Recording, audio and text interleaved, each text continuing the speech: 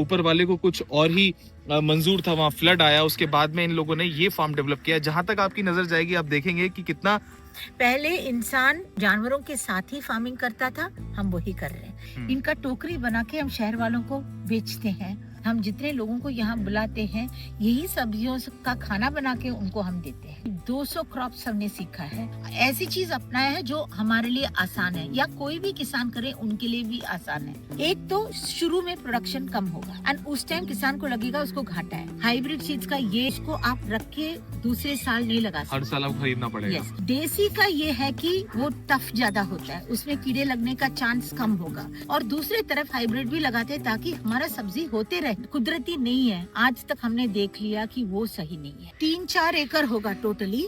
और ये इस मिश्रण खेती सिर्फ नहीं है, ये एग्रो फॉरेस्ट्री है। फल का पेड़ लगा हुआ है जिसके बीच में हम सब्जी उगा रहे हैं, कर रहे हैं वही सही है। ऐसे जब हम खेती की बात करते हैं, किसान की बात करते हैं, एग्रीकल्चर की बात करते हैं, तो अक्सर हमारे दिमाग में प्रश्न आता है कि खेती में तो मुनाफा है नहीं, फिर खेती क्यों की जाए। लेकिन आज इस वीडियो के माध्यम से हम आपको एक ऐसा मॉडल दिखाने जा रहे हैं जिसकी मदद से आप 12 महीने कुछ ना कुछ कमा सकते हैं। ये आसान मॉडल नहीं है, इसमें काफी मेहनत लगती है, काफी कुछ सीखना पड़ता है, काफी कुछ करना पड़ता है। लेकिन ये जो मॉडल है ये बीजोम फार्म का मॉडल है और मल्टी लेयर फार्मिंग यहाँ पर हो रही है, इंटीग्रेटेड फार्मिंग यहाँ पर हो रही है। लेकिन ये इस फार्म पर हो क्या रहा है, इसके पीछे है कौन? अपर्णा जी हैं, उनसे आपको मिलवाते हैं। बहुत बहुत स्वागत है मैम आपका। नमस्ते। हम देख रहे हैं आपके फार्म पर जब हम आए तो यहाँ पर आपने मल्टीपल तरीके से काम कर रखा है। आपने फ्रूट्स लगा रखे हैं, वेजिटेबल्स के प्लांट हैं, मोटी क्रॉप भी आपने यहाँ पर लगा रखी है। तो इस पूरे मॉडल को आपने नाम क्या दिया है और कैसे काम करते हैं आप लोग, ये भी बताइए। अच्छा, तो एक तो हमने इत्तेफाक से ये शुरू किया। ये एक्चुअली हमें पता नहीं था कि हम ये शुरू करने वाले हैं। तो जब हमने शुरू किया, हम गूगल किए कि ऑर्गेनिक फार्मिंग क्या है, तो उस टाइम हमें बहुत चीज़ निकला। हमारे जब इंटरनेट में आप खोलते हो तो इतना चीज़ निकलता है। उसमें पर्माकल्चर निकला, बायोडायनामिक फार्मिंग निकला, ज़ीरो बजट नेचुरल फार्मिंग निकला, फिर कुछ फुकुओका नो टिल फार्मिंग निकला। और मैं काफ़ी एक्साइटेड हो गई कि इतने सारे तरीके हैं। पर फिर मुझे धीरे धीरे समझ में आया कि हर तरीके को वैसे ही अपनाना बहुत मुश्किल है, क्योंकि जो लोग इसको प्रमोट किए वो कोई और रीजन में थे और उनका रियलिटी कुछ और था। तो जिस हर तरीके से मैंने जो मुझे सही लगा उसको मैंने लिया। और हमारे वैदिक एग्रीकल्चर में भी बहुत काफ़ी चीज़ें हैं जो मैंने सीखा पढ़ के। तो ये सबको मिल के अब मैं कर रही हूँ, मैं उसको बोलती हूँ बीजोम वे, क्योंकि मुझे इसका और कोई नाम मैं नहीं दे पाती। लेकिन एक्चुअली ये ज़्यादातर ट्रेडिशनल फार्मिंग है, इसमें ज़्यादा फ़र्क नहीं है। पहले इंसान जानवरों के साथ ही फार्मिंग करता था, हम वही कर रहे हैं। जानवर के बिना हमारा फार्मिंग पहले अधूरा है, मतलब रियली, बिकॉज इनके गोबर, इनका इंट्रैक्शन की वजह से ही ये सॉइल का रीजनरेशन हो पाता है। ये फर्स्ट सॉइल रीजनरेशन हो तभी आपका फसल अच्छा होगा, क्योंकि आप इसमें ना यूरिया डाल रहे हो ना कुछ डाल रहे हो। तो सिर्फ गोबर खाद और फसल चक्र और ऐसे टेक्निक से ही हमारा प्रोडक्शन और सॉइल को हम इम्प्रूव करते हैं। तो पहले 1-2 साल तो वही लग गया सीखने में कि ये कैसे होता है। एंड उसके बाद मिश्रण खेती में हम बहुत आ गए। हमने देखा कि मिश्रण खेती करना बहुत ज़रूरी है, और तो इसीलिए धीरे धीरे एक एक चीज़, ये सिर्फ मैं नहीं हूँ, हमारी एक टीम है, करते करते हमने देख लिया कि मिश्रण खेती में कितने फायदे। मिश्रण खेती आप देख सकते हैं, हमारे बहुत सारा सब्जियां यहाँ हो रहा है। पेड़ भी बीच बीच में, ये एग्रो फॉरेस्ट्री बोलते हैं इसको, जो पेड़ों के बीच में जो फसल उगाते हैं। और इसमें भी बहुत फायदे हैं, क्योंकि ये जो मोरिंगा पेड़ अभी छोटा है, ये अगले साल तक बड़ा हो जाएगा और इसका पतझड़ होगा, इसमें फल आएगा, इसमें फूल आएगा, हमें प्रोड्यूस भी मिलेगा। फिर जो एक दूसरे का सॉइल इंटरेक्शन होता है पेड़ और इसको भी सुपर फूड कहते हैं इसकी जड़ से लेके चेतन तक सब काम आता है। और ये हमारी इकोनॉमी के लिए, फार्म इकोनॉमी के लिए अच्छा है। इसके पत्ते हम सुखा के इसके पाउडर बेचेंगे, तो हर चीज का फायदे हैं। यहाँ हम टोकरी, ये जो सब्जियां हो रहे, इनका टोकरी बना के हम शहर वालों को बेचते हैं। फिर हमारे फार्म में जितने इवेंट्स होते हैं, हम जितने लोगों को यहाँ बुलाते हैं, यही सब्जियों का खाना बना के उनको हम देते हैं। मोस्ट ऑफ ऑल जितना हमने सीखा है, करीब 200 क्रॉप्स हमने सीखा है, and we have a beautiful library of crops. ये एजुकेशन जो है हम फार्मर्स को देना चाहते हैं, क्योंकि हमने इसका फायदा देख लिया और जो गलतियां हमने किया हम नहीं चाह रहे दूसरे करें जी। उससे उनका फायदा ये है कि हम बता देंगे भैया ये मत करो, ये करो, ऐसे करो जी। जितना हो सके हमारा, वो भी हम भी उनसे सीख सकते हैं। ये बिल्कुल। नहीं है कि हम सब जानते हैं, हम रोज सीख रहे हैं। मेन बात है, and it is not easy. ये मैं नहीं बोल रही हूँ कि ये आसान है, हर कोई कर लो, पर एक बार समझ आ जाए, हमारे ही जितने किसान हैं यहाँ पे, उनको समझ आ गया कि अगर ये करें 2-3 साल में आपका थोड़ा थोड़ा जमीन अगर आप सुधार करेंगे, फिर आपका यूरिया, बीजों का ये कॉस्ट सब खत्म हो जाता है। डीएपी यूरिया जो सबसे बड़ा इसका किसान के सारा सामने। कॉस्ट खत्म है, और सिर्फ गोबर खाद और हम कीटनाशक के लिए कुछ बनाते हैं नीमास्त्र हो गया, घरेलू, जीवामृत हो यस, गया। वो सब से हमारा खेती हो रहा है, तो हमें काफी उन चीजों में फायदा है। मेन प्रॉब्लम में किसान को उगाना नहीं है, किसान उगा लेंगे सब चीज, है मार्केट क्रिएट करना। तो वो तो है प्रॉब्लम, इसीलिए मैंने बोला कि हर चीज आसान नहीं है, लेकिन अगर जुड़ेंगे और अगर एक साथ एक एक ग्रुप बना के काम करके इसको बेचने की कोशिश करेंगे तो ये पॉसिबल है। जुड़ेंगे तो बढ़ेंगे। यस। मैं आपको बता दूं बीजोम फार्म के बारे में, अपर्णा जी का फार्म बहुत सुंदर था नोएडा में। तो जो लोग बीजोम फार्म नोएडा सोच के चल रहे हैं, ये बीजोम पार्ट 2 मान के चलिए। यहाँ पर नोएडा एनसीआर के मुश्किल से 1 घंटे की दूरी पर, आप कनॉट प्लेस दिल्ली से आते हैं तो 1 घंटे के अंदर, 1.5 घंटे के अंदर आप यहाँ पर पहुंच सकते हैं। और आप एक बार, मैं कहूंगा एक बार आप दिखाएं जरा कितना सुंदर ये फार्म इन्होंने डेवलप किया है। कई वर्षों की तपस्या यहाँ पर लगी है। उस फार्म को भी बहुत अच्छी तरीके से डेवलप किया था, लेकिन ऊपर वाले को कुछ और ही मंजूर था, वहां फ्लड आया, उसके बाद में इन लोगों ने ये फार्म डेवलप किया। जहां तक आपकी नजर जाएगी आप देखेंगे कि कितना प्राकृतिक रूप से ये सुंदर है, रिच है, और यहाँ पर पूरा इको फ्रेंडली एनवायरनमेंट बनाने का प्रयास किया है। तो और क्या क्या चैलेंजेस आते हैं, जैसे किसान के सामने तो हम देखते ही हैं। आपने खाद की बात करी, तो खाद किसान जो है लंबी लंबी लाइनों में लगता है। हर साल हम देखते हैं किसान वहां पर खड़ा खड़ा, किसी को अटैक आ रहा है, भगदड़ मच जाती है। तो अगर किसान अपने घर में ही उस खाद को बना ले जो उसकी खेती में चार चांद लगाते, जैसे आपने बताया गोबर गौमूत्र, तो क्या सच में आसान है? अगर हमें पहले तो खाद और बीज, ये 2 चीज हमें बहुत जरूरी है। एंड जितने हमें ऑर्गेनिक बीज मिलना या देसी बीज मिलना बहुत मुश्किल होता है, इसीलिए हम खुद इतने सालों में धीरे धीरे करके अपना बीज भंडार बनाए हैं फार्म के लिए। नहीं तो आप बाहर जाके देसी बीज खरीदने का, आप जाइए, आपको मिलेगा, लेकिन 4 लौकी का बीज मिलेगा, उससे किसान क्या करेगा? हमें जो क्वांटिटीज चाहिए वो तो मिलता नहीं है। वैसे ही खाद, ये खाद तो मिल जाएगा, आपको कैसे इस्तेमाल करना है। हम ट्रॉलियों में खाद लाके हमने फार्म में नहीं डालते, हम जीवामृत बना के डाल देते हैं, ताकि, तो हमने ऐसी चीज अपनाया है जो हमारे लिए आसान है, या कोई भी किसान करे उनके लिए भी आसान है। हमारा ऑलवेज प्रयास ये होता है कि हम उतना करें जितना आम किसान कर सकता है। प्रोडक्शन में कितना डिफरेंस आता है, अगर जैसे आम किसान आपके आसपास के क्षेत्र में जो करते होंगे और आप जो करते हैं उसमें कितना तो 2 बात है इसमें। एक तो शुरू में प्रोडक्शन कम होगा, राइट, एंड उस टाइम किसान को लगेगा उसको घाटा है। कम कितना कम होगा? अगर 1 एकड़ की अगर हम बात करें तो 20-30% कम होगा, लेकिन वो जितना 20-30% मैं बोल रही हूँ, जितना खाद और केमिकल खाद और बीज सब खरीदता है उससे बैलेंस हो जाता है, राइट। पर इसका सबसे बड़ा फायदा है, जितना साल आप ये करेंगे, आप देखेंगे कि हर साल आपका प्रोडक्शन बढ़ रहा है, बॉडी और आपकी जमीन भी फर्टाइल होती जाएगी। और एक समय आएगा जो ऑलमोस्ट बराबर है।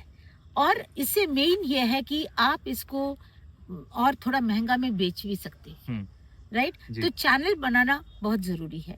दूसरी बात है कि इसका तरीका, क्योंकि हम इसमें यूरिया वगैरह नहीं डालते, बीज बोने का समय, इसको कैसे रखते हैं, इसको कैसे हार्वेस्ट करते हैं, और हार्वेस्ट करने के बाद ये सड़ जाएगा ना, तो हम पोस्ट हार्वेस्ट का बहुत ख्याल रखते हैं। उसको जो चीज सुखा सकते हैं वो सुखाएंगे, जो चीज को अचार बना सकते हैं वो बन जाएगा।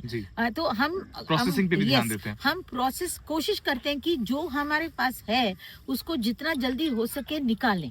एक चीज मैं जानना चाहूंगा, देसी बीज की आपने बात करी, हाइब्रिड भी आ चुका है बाजार के अंदर, इतने वर्षों से हम देख रहे हैं।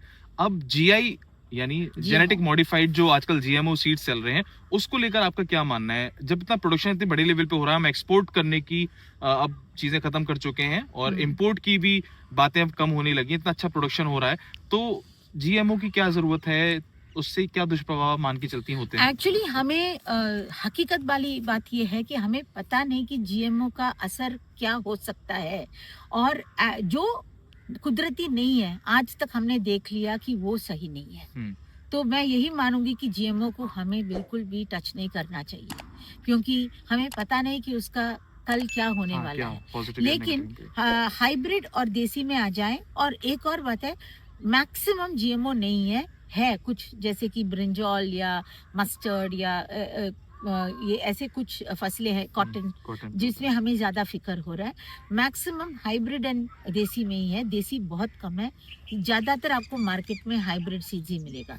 हाइब्रिड में वैसे कोई खराबी नहीं है, क्योंकि नेचुरली भी क्रॉस पॉलिनेशन हो जाता है। लेकिन हाइब्रिड सीड्स का ये रूप है कि उसको आप रख के दूसरे साल नहीं लगा सकते, हर साल आपको खरीदना पड़ेगा। यस, तो आपको हर साल खरीदना पड़ेगा। ये किसान के लिए एक बड़ा कॉस्ट है, राइट। इसीलिए देसी बीज हम प्रमोट करते हैं। देसी बीज का फायदा ये है कि जैसे आप देखो, देसी ब्रिंजॉल ले लो, देसी मिर्च ले लो, और ये सब ले लो, तो ये 2-3 सीजन चलेगा अगर देसी है। अगर हाइब्रिड है आप रख नहीं सकते उसे। एक और चीज जानना चाहूंगा, आपका खुद का अनुभव क्या कहता है? जैसे देसी बीज आप लगाया आपने खेत में, वो ग्रो करता है, वहीं आपने एक तरफ दूसरे पैच में हाइब्रिड सीड लगाया, दोनों का इम्यून सिस्टम, जैसे हमारा इम्यून सिस्टम ऐसी पौधे का, तो देसी और हाइब्रिड के बीच में आपने कभी ऐसा प्रयोग करके देखा है? हाँ। कि उसको दवाई खुराक ज्यादा लगती है, या उस पे कीट ज्यादा लगते हैं, या हाइब्रिड पे ज्यादा लगते हैं? सो देसी का ये है कि वो टफ ज्यादा होता है, उसमें कीड़े लगने का चांस कम होगा। हाइब्रिड का ये कि उसमें ज्यादा फल आ सकता है, या उसमें आपको प्रोडक्शन ज्यादा होगा। लेकिन देसी सस्टेनेबल एंड टिकाऊ है। अच्छा। उसमें ज्यादा हमें छेड़छाड़ करने की जरूरत नहीं है। हाइब्रिड में हमें इंटरफेरेंस करना पड़ता है, क्योंकि उसमें कीड़ा लगना, ये सब ज्यादा चांस है। न्यूट्रिएंट्स भी देना Yes. पड़ेगा, तो So, देखभाल भी ज्यादा करनी तो पड़ेगी। मैं कभी ये नहीं बोलती हूँ किसानों को कि हाइब्रिड मत इस्तेमाल करो, या मैं विचार से नहीं हूँ, क्योंकि किसान को फसल भी चाहिए, बिल्कुल। राइट। तो हमें हाइब्रिड हम लगा सकते हैं, लेकिन हम क्या करते हैं, कुछ हाइब्रिड भी लगाते हैं, कुछ देसी भी सीड बैंक बनाने में टाइम लगता है। जैसे आज हमने ये बैंगन लगा दिया, समझ लो, इसमें हमने बचा लिया, 2 साल अच्छा चलेगा, हो सकता है तीसरा साल ये ना जमे। तो एक्चुअली सीड बैंक बनाने में काफी टाइम लग जाता है। बिल्कुल। अब इतना वक्त तो किसान को नहीं है ना, हमें है। हमें साइड में सब्जियां भी बेचनी होती है। तो हम क्या करते हैं, देसी बीज बचाने का तरीका एक साइंस है। वो क्रॉस नहीं होना है, एक और दूसरे वैरायटी को थोड़ा दूर लगाना है। उनके फूल क्रॉस हो गया तो आपको तीसरा एक आइटम आएगा बाद में। तो नई चीज हाँ, मिलेगी। तो देसी बीज बनाना एक अलग ही प्रयोग है वो। तो वो हम एक तरफ करते हैं, और दूसरे तरफ हाइब्रिड भी लगाते हैं, ताकि हमारा सब्जी होते रहे। अलग प्रैक्टिस। यस, क्योंकि मार्केट में हमें देसी बीज मिलता नहीं जी। तो हमें इधर उधर से, इंडिया से, हम कहीं कहीं से किसी किसान को पूछ के हम मंगवाते हैं। फिर उस बीज को हम डाल के कैसे भी उससे बीज निकालते हैं। जी। तो it's a big process, it's not. तो ये जो पूरा फार्म मॉडल में देख रहा हूँ, यहाँ पर आपने फ्रूट्स, वेजिटेबल्स और कुछ अलग फसलें भी लगाई हैं। हाँ। तो लगभग ये कितने एकड़ का पैच है? तो ये मेरे ख्याल से होगा 3-4 एकड़ होगा टोटली। और ये इस मिश्रण खेती सिर्फ नहीं है, ये एग्रो फॉरेस्ट्री है। मतलब इसमें काफी फल का पेड़ लगा हुआ है, जिसके बीच में हम सब्जी उगा रहे हैं। धीरे धीरे इसका लक्षण बदलेगा। जैसे ये पेड़ बड़े होंगे, आपको इसके छाया धूप के अनुसार खेती करनी होगी, और एक दूसरे के मदद से वो और तंदुरुस्त होंगे, और हर साल हमारा सॉइल और अच्छा ही हो रहा है। ये पहले का मल्चिंग है, वो सूखेगा। अब इसको आप उठाओगे, पक्का इसके नीचे केचुए होंगे। ये दिखाएंगे आपको रवि अभी। मल्चिंग कितना जरूरी किसान को करने के लिए, क्योंकि किसान हम देखते हैं जब भी मोटी फसल करता है तो पूरा खेत उजाड़ देता है, या तो उसमें आग लगा देता है, या कुछ कर देता है। तो मल्चिंग बहुत ज्यादा जरूरी है। ये देखिए, आपको दिख जाएगा। बिल्कुल। ये आप ये मल्चिंग जो किए हम घास से, उसके नीचे सिर्फ ये नमी, मल्चिंग करने का 4 वजह है। एक तो मिट्टी का नमी रहता है, राइट। दूसरे, जल्दी सूखता नहीं है, तो पानी देने का हमें मतलब नहीं होता। फिर यही सड़ के खाद बन जाता है। निराई की हमारी कमी होती है तो हमारा खर्चा बच जाता है, क्योंकि वन ऑफ द मेन खर्चा ऑफ ऑर्गेनिक फार्मिंग इज निराई। उसके लिए लेबर नहीं मिलती और महंगा खर्चा लेबर आता है। लगाओ और लेबर का खर्चा दो। But first most of all ये मल्च के नीचे और अर्थवर्म पैदा हो रहे हैं, और यही हमारे ट्रैक्टर है। एक बहुत अच्छी चीज मैं बोलना चाहती हूँ, यहाँ आप मैंने बोला ना 4 एकड़ का वेजिटेबल है, यहाँ कोई ट्रैक्टर नहीं चलता। वाह, बहुत तो ये Zero पूरी tilling। जगह ये हाथ से करते हैं। तो ये कियारियों को हम ऐसे रखते हैं तो अगली बार इसको उखाड़ के दूसरी चीज लगाने में हमें कोई दिक्कत नहीं होगा।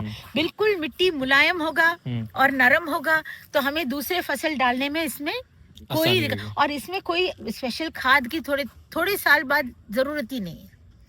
इसी से हमारा मिट्टी सुधार हो जाता है। मिट्टी सुधार हो गया, मिट्टी जितना अच्छा और जितनी अभी चिकनी है जी, थोड़े दिन में ये 2 मट बन जाएगा, क्योंकि इसका लक्षण हमारे मल्चिंग और हमारे ये जो प्रैक्टिसेस हैं, मिश्रण खेती, फसल चक्र जो भी हम कर रहे हैं, इसके वजह से ये मिट्टी का भी लक्षण धीरे धीरे बदल रहा है। यस, बहुत सुंदर। हम देख रहे हैं यहाँ पर एक आपने पॉन्ड भी बना रखा है, इसका क्या कहानी है? क्या आप यहाँ पर, जैसे आपने बताया यहाँ तो पानी की भरमार है, फिर भी आपने यहाँ पर एक पॉन्ड बना रखा है? जी, पानी को कभी भी हमें ये नहीं सोचना चाहिए कि हर वक्त हमें पानी मिलेगा। आप नोएडा में ही देख रहे हो, 20 साल पहले पानी का हाइट जो था, डेप्थ जो था, अब वो बहुत नीचे चला गया नीचे जा रहा है और अब खतरे में आ गए हैं। वैसे ही हर जगह पे पानी की कमी हो रहा है। जहाँ मर्जी हम बोरवेल खोद रहे हैं, जहाँ मर्जी हम ट्यूबवेल बना रहे हैं, एक कम दूरी में हम ट्यूबवेल बना देते हैं, जिसकी वजह से और हम पहले कुआं होता था और कुएं में पानी वापस जाता है। अब ट्यूबवेल या बोरवेल का प्रॉब्लम यह है कि उसमें से हम निकाल रहे हैं, हम देते नहीं है। पहले का जमाना का ये तरीका था कि ऑलवेज एक कुआं खोदना या एक तालाब खोदना एक ऊंचा एक क्या बोलते हैं, एक वेलफेयर का एक ये माना जाता था। धर्मशाला खोलो, कुआं तालाब, अरे ये तालाब बनाया ये आदमी ने, तो क्योंकि वो एक एक्चुअली एक धर्म का काम है। वजह ये है कि इसमें ग्राउंड वाटर को आप बचा रहे हो।